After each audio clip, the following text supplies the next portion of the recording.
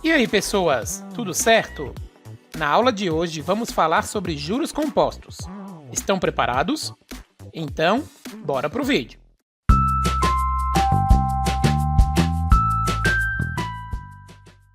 Nesse link aqui, eu te ensinei a calcular os juros simples e hoje vamos ver como funcionam os juros compostos. Apesar de termos uma fórmula para calcular os juros compostos, vocês só irão utilizá-la quando chegarem lá no ensino médio. Por enquanto, faremos de um jeito diferente, utilizando a fórmula dos juros simples. Para te ensinar como fazer, vou resolver um exercício aqui mostrando o passo a passo. Algumas regrinhas importantes que aprendemos na aula de juros simples eu vou mostrar novamente aqui para vocês. Isso porque elas também servem para o juro composto. Primeiramente, devemos saber que a taxa e o tempo precisam estar sempre na mesma unidade de medida. Isso quer dizer que se a taxa for 3% ao mês, por exemplo, o tempo precisa estar em meses. Já se a taxa for 3% ao ano, o tempo deve estar escrito em anos. A outra coisa é que a taxa normalmente aparecerá em porcentagem, e você deve transformar esse valor para decimal para fazer os cálculos. Se quiser lembrar como se faz essa transformação, clica nesse link. Agora que já vimos as regrinhas, vamos ao exemplo. Um capital de R$5.000 foi investido a juros compostos durante 3 meses, com uma taxa de juros de 5% ao mês. Quanto foi o juro gerado por esse capital nesse período? Antes de começar os cálculos, vamos ver quais dados nós temos para poder substituir na fórmula. O capital investido será de R$5.000, logo, C igual a 5.000. Também podemos extrair do problema a taxa, que é de 5% ao mês. Transformando isso para decimal, temos que a taxa é de 0,05. O problema também nos fornece o tempo, que é de 3 meses. Percebam que o tempo e a taxa estão em meses, por isso não precisamos fazer nenhuma transformação. Depois de extrair os dados, utilizaremos a fórmula. Porém, como queremos juros compostos, não podemos simplesmente colocar os dados e resolver.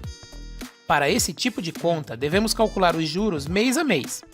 E cada vez que utilizarmos a fórmula, teremos um novo capital, que será usado no cálculo seguinte. Assim, ó.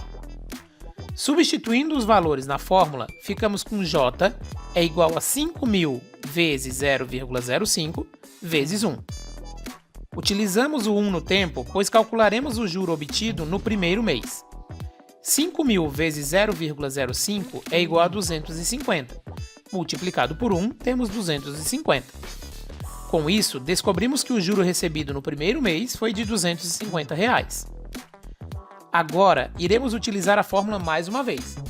A taxa e o mês não se alteram, porém o nosso capital sim. Precisamos somar o capital inicial com o juro gerado no primeiro mês. 5.000 mais 250, 5.250. Esse é o capital que vamos usar nessa segunda parte do cálculo. Assim, J é igual a 5.250 vezes 0,05 vezes 1. 5.250 vezes 0,05 é 262,50, vezes 1 dá 262,50. Bom, já calculamos os juros de 2 meses. Agora falta apenas um. Fazemos o mesmo processo de antes. Somamos o capital de 5.250 com os juros obtidos no cálculo do segundo mês, que é de 262,50. 5.250 mais 262,50 é 5.512,50. Esse será o capital que utilizaremos nos cálculos do terceiro mês. Vamos lá! Agora calculamos a última vez para finalizar.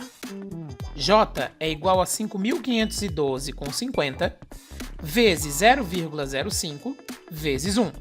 5.512,50 vezes 0,05 é 275,62, vezes 1 dá 275,62.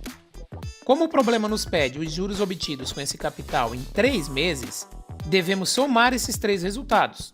O juro do primeiro mês é R$250, o do segundo mês é R$262,50 e o juro do terceiro mês é de R$275,62. Somando os três, temos R$788,12. esse é o juro obtido depois de 3 meses. Caso o problema pedisse mais meses, repetiríamos o processo quantas vezes fosse necessário. Fica meio longo, né? Mas aqui no Fundamental, essa é a única forma de calcular os juros compostos. E aí, ficou alguma dúvida? Deixe aqui nos comentários que nós te respondemos. Bom, pessoas, por hoje é isso. Um grande abraço e tchau, tchau!